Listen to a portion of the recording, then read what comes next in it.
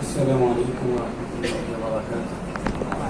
نحمده ونصلي على رسوله الكريم، أما بعد، أعوذ بالله من الشيطان الرجيم. بسم الله الرحمن الرحيم. يا أيها الذين آمنوا إن تنصروا الله ينصركم ويثبت أقدامكم. صدق الله مولانا العظيم. আমি অসুস্থ, তাছাড়া এই জাতীয় প্রোগ্রামে বয়ান বক্তব্য দেওয়ার অভ্যাস আমার নেই।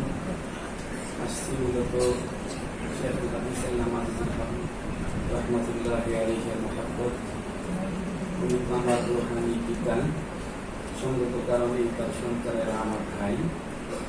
আমার আপন ভাইদের শ্রদ্ধা মহব্বত ভালোবাসা আমার অন্তরে যেমন শেখুল হাদিস রহমতুল্লাহ আলাইহির সন্তানদের প্রতি মহব্বত ভালোবাসাটা ঠিক তেমন।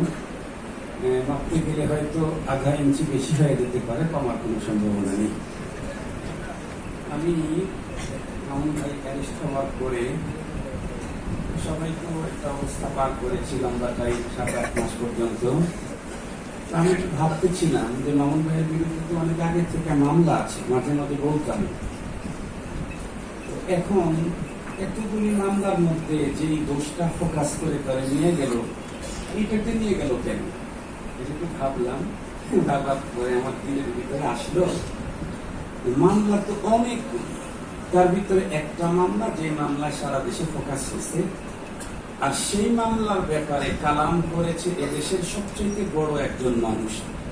সেই মানুষটা এমন একটা জিন্সের, যেই জিন্সের একজনের অভিযোগে অতীতের একজন পয়গম্বর অ্যারেস্ট হয়েছিল। আমি তখনই ভেবেছি এবং আমার আল্লাহ পাকের উপরে আল্লাহর প্রতি আমার পূর্ণ আস্থা বিশ্বাস রেখেই বলছি, 42টা মামলার মধ্যে এটাকে বেশি ফোকাস করে সর্বোচ্চ চেয়ার থেকে এই আওয়াজটা আসাটাই আমার মনে হয় যে আগামী দিনে এদেশের নেতৃত্বের বড় চেয়ারটা অল্প দিনের জন্য হলেও, বেশি দিনের জন্য হলেও একদিন মামুন ভাইয়ের হাতে যাবে। আমরা সেই দিনের আশায় রইলাম। আসসালামু আলাইকুম।